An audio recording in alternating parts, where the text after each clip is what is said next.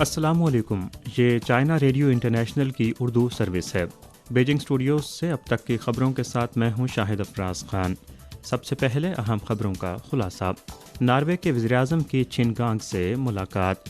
عالمی ادارے کا یوریشیائی امور پر چینی حکومت کے خصوصی نمائندے کے یوکرین، پولینڈ، فرانس، جرمنی اور روس کے دورے کا خیر مقدم۔ عالمی ادارہ سوڈان میں تنازع کے فریقین کے درمیان طے پانے والے ابتدائی معاہدے کا خیر مقدم کرتا ہے، اینٹونیو گوتریز۔ اور اب خبریں تفصیل کے ساتھ۔ 12 مئی کو ناروے کے وزیراعظم جونس گاسٹری نے اوسلو میں چین کے اسٹیٹ کونسلر اور وزیر خارجہ چنگانگ سے ملاقات کی۔ اس موقع پر چنگانگ نے کہا کہ چین ناروے کے ساتھ تعلقات کو اہمیت دیتا ہے اور ناروے کے ساتھ رابطے کو مضبوط بنانے، باہمی اعتماد بڑھانے اور تعاون کو فروغ دینے کا خواہاں ہے۔ چین ناروے حکومت کی ون چائنا پالیسی کی پاسداری، چین کے بارے میں عملی اور منطقی رویے اور باہمی احترام اور مساوی سلوک کے اصولوں کے ساتھ دو طرفہ تعلقات کے فروغ کے عمل کو سراہتا ہے۔ چین کی معاشی بحالی میں تیزی آ رہی ہے، جس سے ناروے سمیت دنیا بھر کے ممالک کو بے مثال مواقع میسر آئیں گے۔ چین اور ناروے کو معیشت اور تجارت، سمندری امور، سماجی بہبود اور ماحول دوست تبدیلی کے شعبوں میں عملی تعاون کو مضبوط کرنا چاہیے۔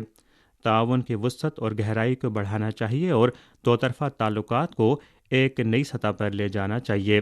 جونس گاسٹری نے کہا کہ ناروے چین کے ساتھ تعاون کو اہمیت دیتا ہے اور ہر سطح پر تبادلوں کو مضبوط بنانے اور دونوں ممالک کے درمیان تعاون کی زیادہ سے زیادہ ترقی کو فروغ دینے کا خواہاں ہے، خاص طور پر سبز تبدیلی، موسمیاتی تبدیلی، طب اور آرکٹک کے شعبوں میں۔ دونوں فریقوں نے یوکرین کے مسئلے پر بھی تبادلہ خیال کیا۔ دورے کے دوران چنگانگ نے ناروے کی پارلیمنٹ کے خارجہ اور دفاعی امور کی کمیٹی کے ارکان سے بھی ملاقات کی اور ناروے کے وزیر خارجہ ویٹ فیلڈ سے بات چیت کی، اور دونوں فریقوں نے دوہرے ٹیکس سے بچنے کے معاہدے کے ایک نئے ورژن پر دستخط کیے۔ یوریشیائی امور کے لیے چینی حکومت کے خصوصی نمائندے سفیر لی ہوئی 15 مئی سے یوکرین، پولینڈ، فرانس، جرمنی اور روس کا دورہ کریں گے تاکہ یوکرینی بحران کے سیاسی تصفیے کے لیے تمام فریقین سے بات چیت کی جا سکے۔ 12 تاریخ کو چائنا میڈیا گروپ کے نامہ نگار کے سوال کے جواب میں اقوام متحدہ کے سیکرٹری جنرل کے ترجمان اسٹیفان دوجیرک نے کہا کہ یوریشیائی امور کے لیے چینی حکومت کے خصوصی نمائندے کا یوکرین سمیت کئی یورپی ممالک کا دورہ بہت اہم ہے۔ چین اور یورپی یونین کے کئی رکن ممالک اور دوسرے یورپی ممالک کے ساتھ اسٹریٹجک ڈائیلاگ بھی بہت اہم ہے۔ اقوام متحدہ روس یوکرین تنازع کے خاتمے کی جانب کسی بھی اقدام کا خیر مقدم کرتا ہے۔ حال ہی میں قازقستان کے صدر قسیم جمرود توکیوف نے چائنا میڈیا گروپ کو ایک خصوصی انٹرویو دیا۔ توکیوف نے چینی صدر شی جن پنگ کے حالیہ برسوں میں پیش کردہ اقدامات بشمول بنی نوع انسان کے ہم نصیب سماج کی تعمیر، global security initiative, global development initiative اور گلوبل سویلائزیشن انیشیٹو سے متعلق جامع اظہار خیال کیا۔ انہوں نے ان اقدامات کو کھل کر سراہتے ہوئے کہا کہ یہ اقدامات ایک مستحکم دنیا کی تعمیر میں ایک حقیقی شراکت ہیں۔ قازقستان چینی صدر شی جن پنگ کے ان اقدامات کی حمایت کرتا ہے۔ اس میں کوئی شک نہیں کہ ان اقدامات سے دنیا کی ترقی پر مثبت اثرات مرتب ہوں گے۔ اس دنیا میں کوئی امتیاز، کوئی پابندیاں اور کوئی جبر نہیں ہونا چاہیے اور خیر سگالی کے ماحول میں دوستی اور تعاون کو مزید گہرا کرنا چاہیے۔ 11 تاریخ کو چین نے الجزائر کے این دفرہ صوبے میں واقع ماکہم ہسپتال کو طبی سامان کی ایک کھیپ عطیہ کی۔ الجزائر میں چین کے سفیر لی جیان، صوبہ این دفرہ کے سیکرٹری جنرل اور وزیر صحت کے علاوہ چینی میڈیکل ٹیم کے 16 ارکان نے تقریب میں شرکت کی۔ سفیر لی جیان نے کہا کہ آج کی تقریب الجزائر میں چین کی پہلی طبی ٹیم کی تعیناتی کی 60ویں سالگرہ منانے کی ایک سرگرمی ہے، جو چین اور الجزائر کے درمیان روایتی دوستی اور تعاون پر مبنی تعلقات کی عکاسی کرتی ہے، خاص طور پر طبی شعبے میں۔ این دفرہ صوبے کے سیکرٹری جنرل راشد نے طبی ساز و سامان کی کھیپ وصول کرنے پر انتہائی خوشی کا اظہار کیا۔ انہوں نے کہا کہ ہم عوامی جمہوریہ چین کا شکریہ ادا کرتے ہیں کہ اس نے ہمیں یہ خاص تحفہ دیا ہے۔ 1963 میں چین نے اپنی پہلی میڈیکل ٹیم الجزائر بھیجی تھی۔ اب تک چین یہاں 27 میڈیکل ٹیمیں بھیج چکا ہے۔ چینی ڈاکٹروں کے جوش و خروش اور اعلیٰ طبی مہارت نے مقامی لوگوں کا اعتماد اور احترام جیت لیا ہے۔ صوبہ اندفرا کے وزیر صحت نے کہا کہ ہم چینی ڈاکٹروں کا تہ دل سے شکریہ ادا کرتے ہیں، وہ انتہائی ہنرمند ہیں، ہم ان کی پیشہ ورانہ مہارت اور طرز عمل کی تعریف کرتے ہیں۔ حال ہی میں زلزلے سے متعلق قبل از وقت وارننگ ٹیکنالوجی، پالیسیوں، خدمات اور عملی اثرات اور منظم بحث کی روشنی میں سامنے آنے والی پہلی کتاب کی تقریب رونمائی صوبہ سیچوان میں منعقد ہوئی۔ کتاب کے مصنف سیچوان یونیورسٹی کے پروفیسر اور Chengdu high tech disaster reduction institute کے ڈائریکٹر ڈاکٹر وانگ تن نے کہا کہ چین کی زلزلے کی ارلی وارننگ ٹیکنالوجی شروعات سے اب تک چھوٹے پیمانے کے پائلٹ پروجیکٹ سے لے کر بڑے پیمانے پر اطلاق تک ملک میں زلزلے کی ارلی وارننگ ٹیکنالوجی میں مسلسل پیش رفت کی عکاسی ہے۔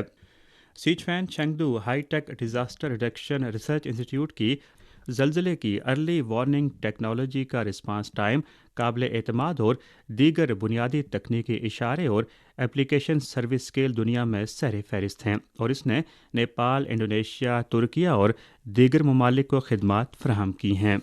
12 مئی کو اقوام متحدہ کے سیکرٹری جنرل اینٹونیو گوتریس نے ایک بیان میں کہا کہ وہ سوڈان میں تنازع کے تمام فریقوں کی جانب سے طے پانے والے ابتدائی معاہدے کا خیر مقدم کرتے ہیں، جس میں اس بات کی تصدیق کی گئی ہے کہ عام شہریوں کا تحفظ کیا جائے گا اور سوڈان میں انسانی امداد کے محفوظ آپریشن کو یقینی بنایا جائے گا۔ بیان میں کہا گیا ہے کہ انسانی ہمدردی کے کارکن، خاص طور پر مقامی شراکت دار، انتہائی مشکل حالات میں مدد کی فراہمی جاری رکھے ہوئے ہیں۔ انہوں نے امید ظاہر کی کہ یہ آپریشن اس بات کو یقینی بنائے گا کہ سوڈان میں لاکھوں لوگوں کی ضروریات کو پورا کرنے کے لیے امدادی کارروائیوں کو تیزی سے اور محفوظ طریقے سے بڑھایا جا سکے۔ اینٹونیو گوتریس نے فوری جنگ بندی کے اپنے مطالبے کا اعادہ کیا اور مستقل جنگ بندی کے حصول کے لیے بات چیت میں توسیع کی امید ظاہر کی۔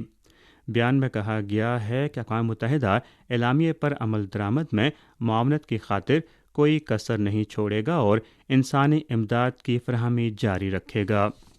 جاپانی ذرائع ابلاغ نے حال ہی میں بتایا کہ جاپان میں ہونے والے G7 سربراہ اجلاس میں چین پر عالمی قوانین کی پاسداری کرنے کی ضرورت پر زور دیا جائے گا۔ یہ عالمی برادری کو الجھن میں ڈالتا ہے کہ وہ عالمی قوانین کے طور پر کن اصولوں کی بات کر رہے ہیں۔ عالمی قوانین کی پاسداری کرنے میں نالائق طالب علموں کے طور پر امریکہ جیسے چند مغربی ممالک کو چین پر الزام لگانے کا کیا حق ہے؟ جب عالمی قوانین کی بات آتی ہے تو دنیا میں صرف ایک ہی اصول ہے، یعنی اقوام متحدہ کے چارٹر کے مقاصد اور اصولوں کی بنیاد پر عالمی تعلقات کو چلانے والے بنیادی اصول۔ تاہم امریکہ کی قیادت میں مغربی ممالک کی ایک چھوٹی سی تعداد کے منہ سے اقوام متحدہ کا چارٹر شاذ و نادر ہی سنائی دیتا ہے۔ ان کی بیان بازی میں ایک ہائی فریکوینسی فکرہ ہے، یعنی قواعد پر مبنی عالمی نظام۔ یہ ایک مبہم بیان ہے جو نہ تو اقوام متحدہ کے چارٹر میں شامل ہے، نہ ہی اقوام متحدہ میں عالمی رہنماؤں کی طرف سے منظور کردہ اعلامیوں میں، نہ ہی جنرل اسمبلی اور سلامتی کونسل کی قراردادوں میں۔ کچھ تجزیہ کاروں کے نزدیک مغربی ممالک کی جانب سے اس تصور کو دھندلانے کی وجہ یہ ہے کہ وہ اس لفظ کو اپنی مرضی کا لبادہ پہنانا چاہتے ہیں۔ یہ تصور بظاہر عظیم و شان لگتا ہے، لیکن دراصل G7 کے لیے دوسرے ممالک کے داخلی معاملات میں مداخلت کرنے، عالمی افراتفری پیدا کرنے اور گروہی محاذ آرائی میں مشغول ہونے کی ایک آڑ ہے، اور اس طرح کے قوانین عالمی برادری کے مشترکہ مفادات کے بجائے امریکہ جیسے چند ممالک کے حلقوں کے مفادات کی خدمت کرتے ہیں۔ تاریخ اور حقائق دونوں سے پتہ چلتا ہے کہ امریکہ اور جاپان سمیت چند ایک ممالک عالمی قوانین میں سب سے بڑی رکاوٹ ہیں۔ دنیا کے معاملات سب کو سنبھالنے چاہیے۔ عالمی قوانین کون توڑ رہا ہے؟ گروہ پرست G7 کے چھوٹے گروپ کو آئینے میں خود کو دیکھنا چاہیے۔ اسی کے ساتھ خبریں ختم ہوئیں۔ مزید خبروں، تجزیوں اور تبصروں کے لیے وزٹ کیجیے ہماری ویب سائٹ urdu.cri.cn، جبکہ آپ ہمیں ای میل کر سکتے ہیں urd@cri.com.cn پر۔